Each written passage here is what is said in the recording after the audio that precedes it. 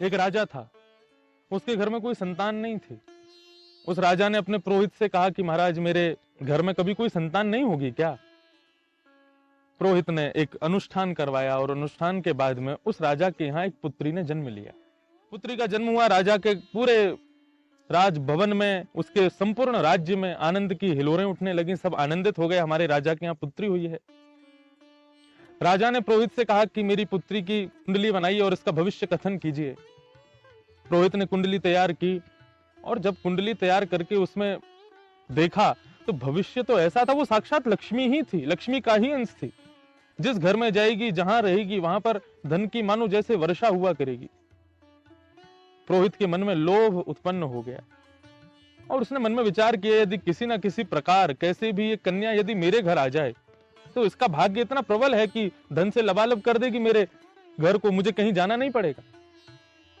और पुरोहित ने अपनी लोभ में आकर के अपनी दूषित मति का प्रयोग करते हुए राजा के सामने झूठ प्रस्तुत किया कि महाराज क्षमा करें, लेकिन मैंने भविष्य देखा है, आपकी पुत्री किसी राक्षस की छाया पड़ने से इस पुत्री का दुष्प्रभाव जिस घर में जाएगी उस पर पड़ेगा। यदि आपके यहां रहेगी तो जब तक रहेगी आपका संपूर्ण राज्य, आपका संपूर्ण भवन एक प्रकार से कंगाल होता चला जाएगा। मैंने देखा है कि कुछ वर्षों बाद आपके राज्य में भूखमरी हो जाएगी, महामारी फैल जाएगी और उस सब का कारण होगा ये पुत्री।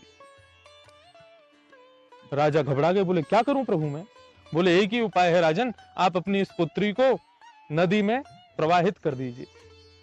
राजा घबरा गया, बोले आप कैसी बात कर रहे हैं, मैं कैसे अपनी पुत्री को अपने से दूर कर सकता हूं?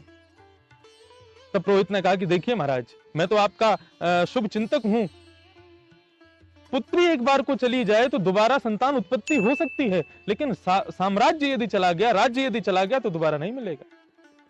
इसलिए विचार कीजिए, आप राजा हैं, केवल अपने सुख का विषय मत रखिएगा, सबका सुख खोजिए, देखिए, जिसमें सबका सुख हो वही कीजिए।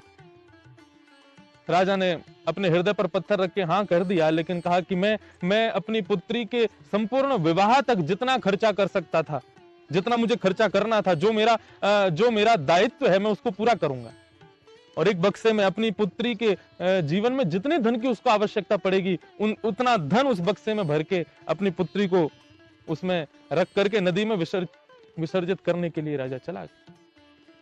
वहां पुरोहित एक दिन पहले अपने घर में अपने पुत्रों से कह करके आया था कि कल को नदी में एक बक्सा बहता हुआ आएगा, तुम लोग उस बक्से को उठा करके सीधा मेरे कक्ष में ला करके रख देना, खोल के देखना नहीं और किसी को कुछ बताना नहीं।